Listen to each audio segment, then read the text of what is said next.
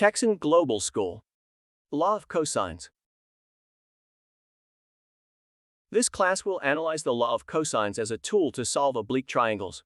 Nails describes this law by stating that in any triangle, the square of one side is equal to the sum of the squares of the other two, minus twice the product of the same sides times the cosine of the angle they form. We can see that the lowercase represents the sides of the triangle, and the uppercase represents the angles opposite each side. The proof of this formula is done by placing an acute and an obtuse triangle on the Cartesian plane, as shown on the blackboard. Starting with the acute triangle, we will call the vertex at the origin the capital letter as A, angle, and define its opposite side as lowercase a. Next will be the vertex B and its opposite side B, and finally the angle C with its opposite side C. Now, define the height and repeat the same process for the obtuse triangle. As we can see, right triangles are formed with the defined height. At point C, there is the coordinate x, h. We will find the values.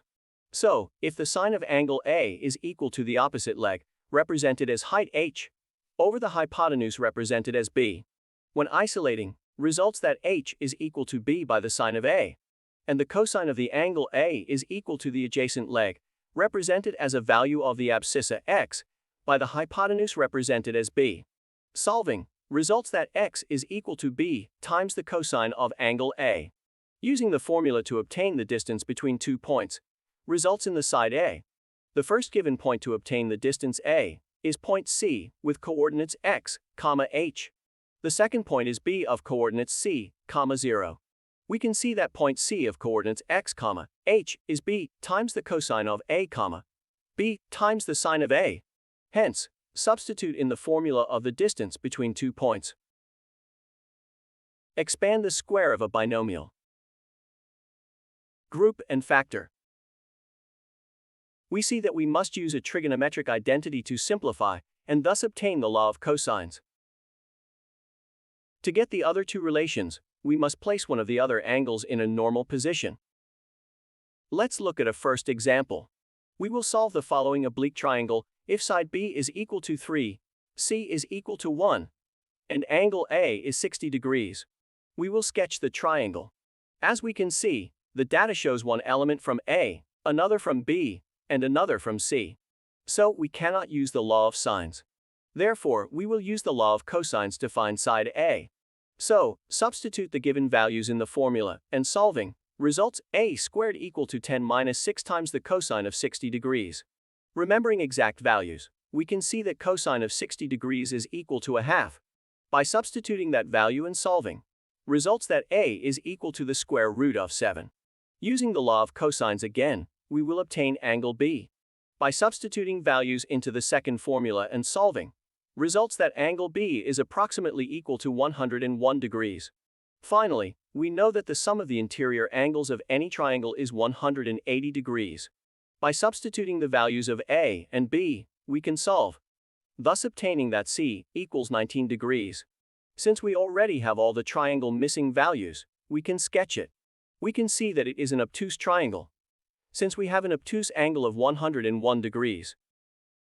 In this other example, we will solve the oblique triangle if the sides are A equals 4, B 5, and C equals 6. We will sketch the triangle. Again, we can see that the given data shows one element from A, another from B, and another from C. So, we cannot use the law of sines. Hence, using the law of cosines, we will use the first formula to obtain the angle.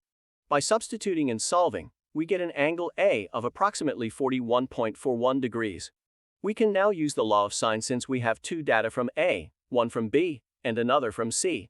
However, we will again use the law of cosines to find the value of angle B. By substituting and solving in the second formula, results that the angle B is approximately 55.77 degrees. Finally, we know that the sum of the interior angles of any triangle is 180 degrees.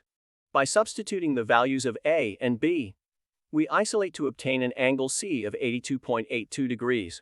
Since we already have all the triangle missing values, we can sketch it. We can see that it is an acute triangle, since all the angle of each triangle are acute. We will now solve the following problem. The first thing we must do is the problem statement with a drawing. This helps to visualize the data, and to be able to propose the tools for its solution. A person at point A heads straight toward the Tower of Pisa at point C. Another person does the same from point B. If the distance between A and B is 8 miles, angle CAB is 75 degrees, and the distance between A and C is 6 miles.